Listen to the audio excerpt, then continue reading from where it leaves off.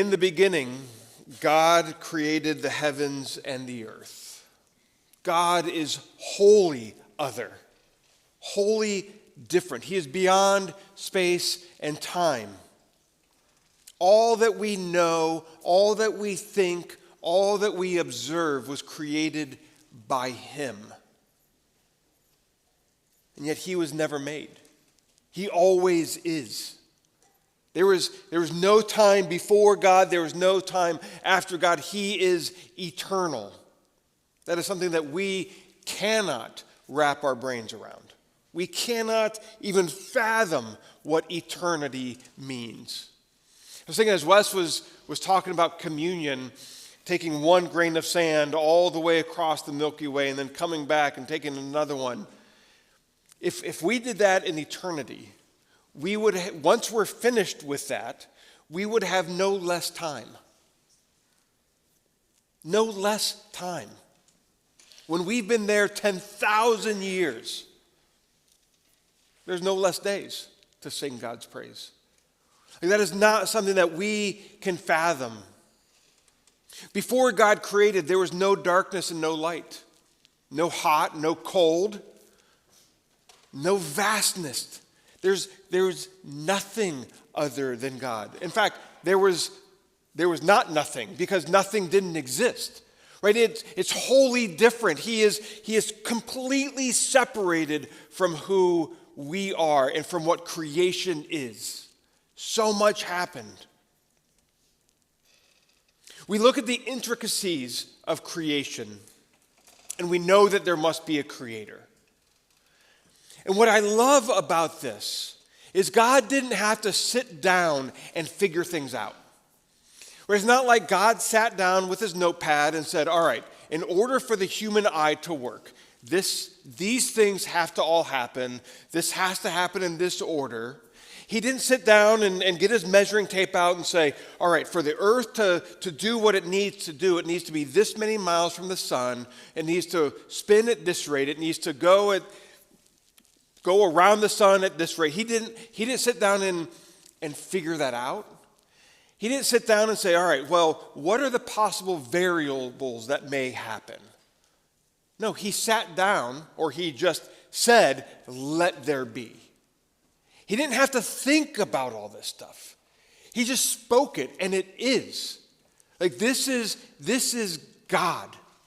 But humanity has spent thousands and thousands of years studying creation, and yet we have not put a dent in understanding what he has done. He is so amazing, so wholly other, that we cannot even begin to wrap our brains around who he is. When he was talking to Moses and Moses said, "What's your name?"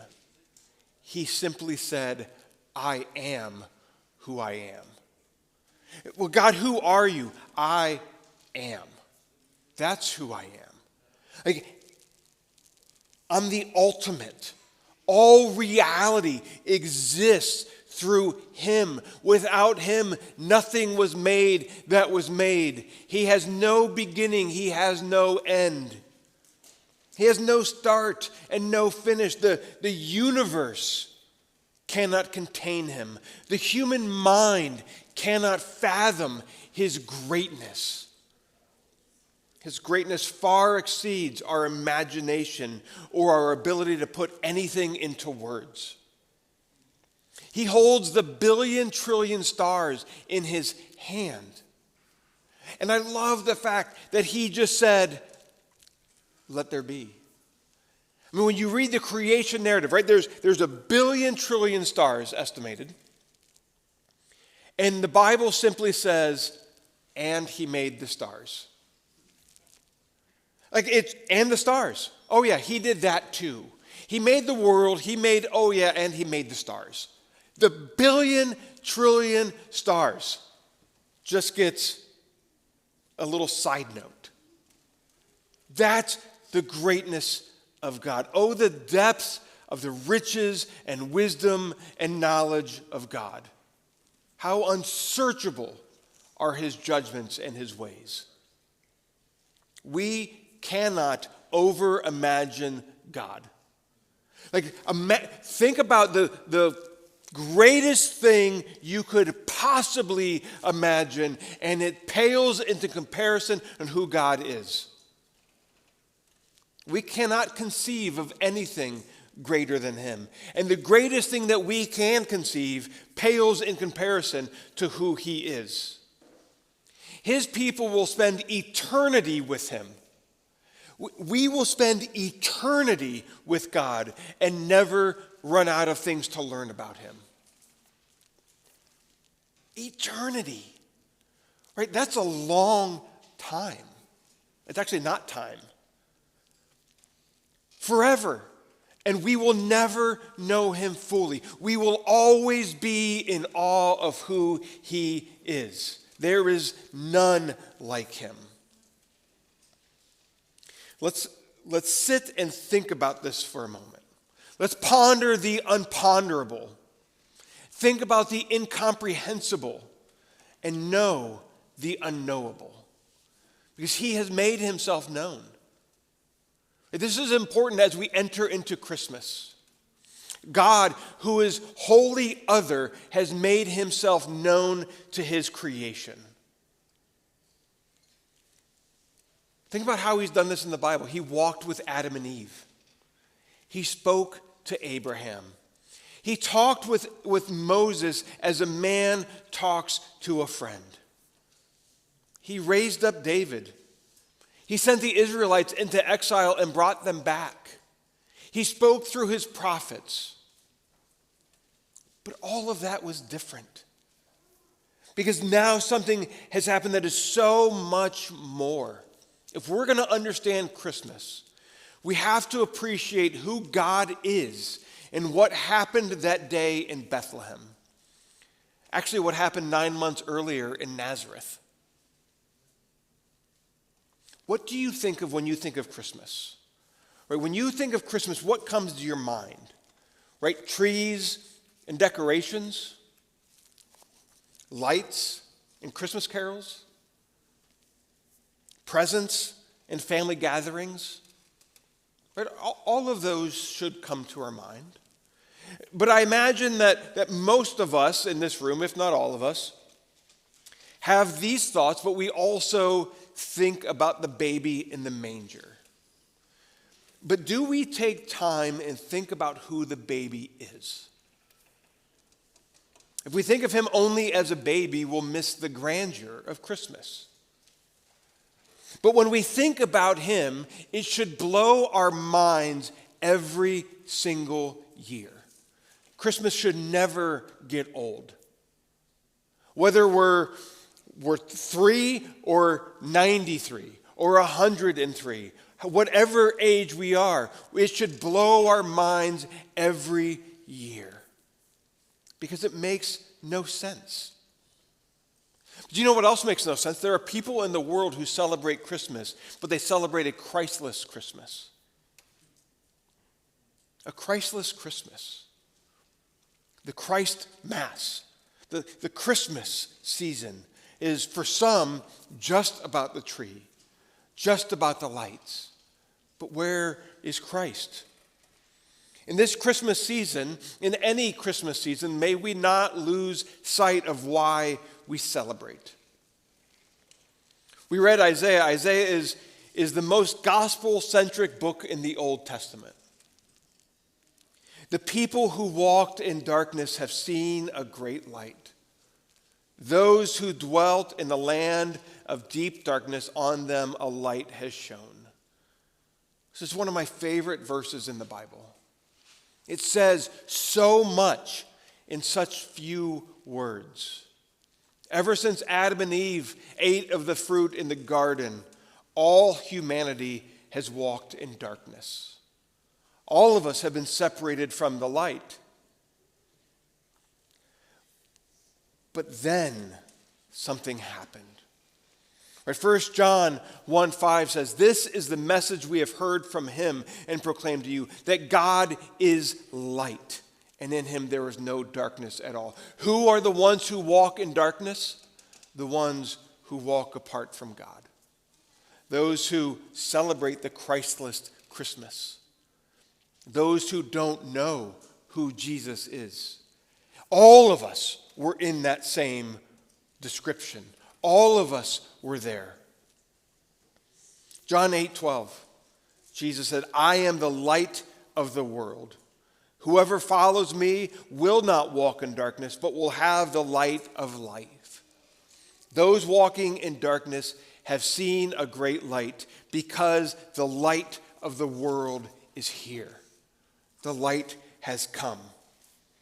Isaiah went on to say, for unto us a child is born, to us a son is given, and the government will be upon his shoulders. And his name shall be called Wonderful Counselor, Mighty God, Everlasting Father, Prince of Peace. Of the increase of his government and of peace there will be no end. On the throne of David and over his kingdom, to establish it and uphold it with justice and with righteousness from this time forth and forevermore. The zeal of the Lord of hosts will do this. Did you catch that? The child to be born is the mighty God, the one who spoke the universe into existence, the one who is wholly other. The great I am would become a child, the promised child.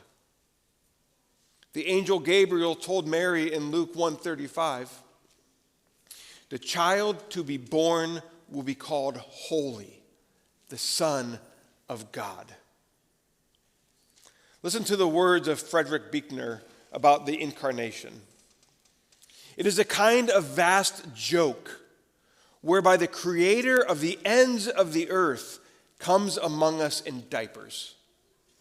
Until we too have taken the idea of the God-man seriously enough to be scandalized by it, we have not taken it as seriously as it demands to be taken. The one about whom Psalm 19:1 says, the heavens declare the glory of God, and the sky above proclaims his handiwork, is the baby in the manger. The level of absurdity of Christmas cannot be overstated. And this keeps many from coming to Christianity. This idea in and of itself, Muslims cannot fathom a God who would defile himself to the point of becoming a human being.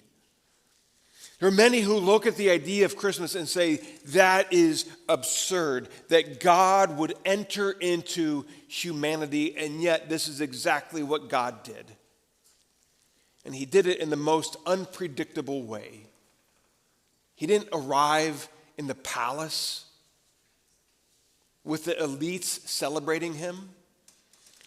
He didn't arrive in the way that if I had a choice of how I would arrive in a certain place with great fanfare and horses and just the amazing, that's not what God did. He was born surrounded by animals, not kings. Angels announced his birth, but they announced it to shepherds, the lowest of the low in society. Foreigners were the ones who came to pay him honor. Like, he did things so different that his arrival was missed by most. But it was amazing, and it was truly, truly awesome. In Ezra 3, the exiles had returned to Jerusalem from Babylon.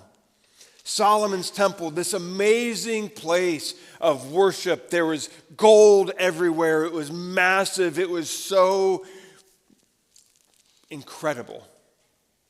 Solomon's temple was destroyed and it laid in ruins. It was gone. There was no rebuilding it. The exiles began to build a new temple. And those who had seen Solomon's temple wept loudly and bitterly. This new temple paled in comparison to Solomon's temple. It was smaller. There was no grandeur. It was puny, and it made them weep to the point where they stopped building. They laid the foundation and stopped building the temple because they were so disappointed, so discouraged. Yet in Haggai 2, God sent the prophet to tell them to build the temple. Listen, you got to build this. You've waited, you've done all your own houses are nice. You've done all this stuff, and my house is not finished. Get to work. Build the temple. But then he makes this amazing promise. He says, the latter glory of this house shall be greater than the former. This temple, known as Zerubbabel's temple, never physically measured up to Solomon's temple. It always paled in comparison. Solomon's temple also had the Shekinah glory filling it, God's physical, visible presence as smoke and fire in Solomon's temple was there. Zerubbabel's never had that. So it's a smaller temple, no Shekinah glory.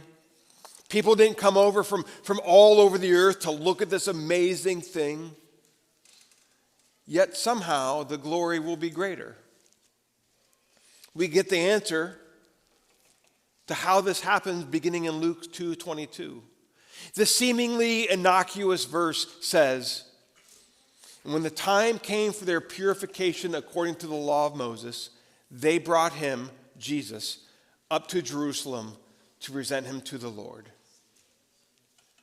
This 8-day-old baby was brought into the temple.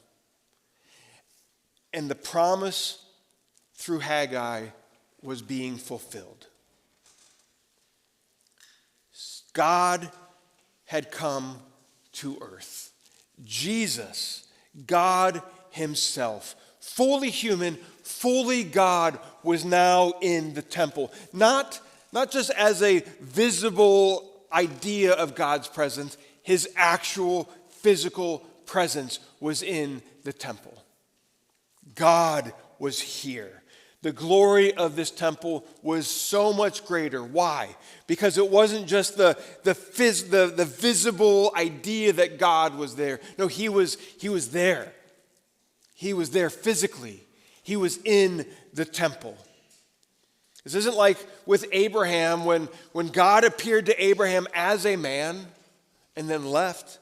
No, he is here. He is human. The Word became flesh and dwelt among us. I love the song, Mary, Did You Know? Right? The song, I understand, riles a lot of people up. Very strong opinions about this song. We can talk later. But I love this song because it causes me to pause and think and wonder. Right? Mary knew what the angel Gabriel told her. But did she know that the baby that she was holding was the great I Am who spoke to Abraham, Isaac, and Jacob, who raised up David, who spoke to Moses, who led the Israelites through the desert, who parted the Red Sea, who had water come out? Did she know that this baby that she was holding was the one who did all these things? The baby that she taught to walk was the one who walked with Adam and Eve in the garden? Pause and think. Did she know? I doubt it. How could she? The scandal of the manger is huge because the implications of it are almost incomprehensible. The awe and wonder of Christmas is caused by the fact that the eternal God became a helpless baby.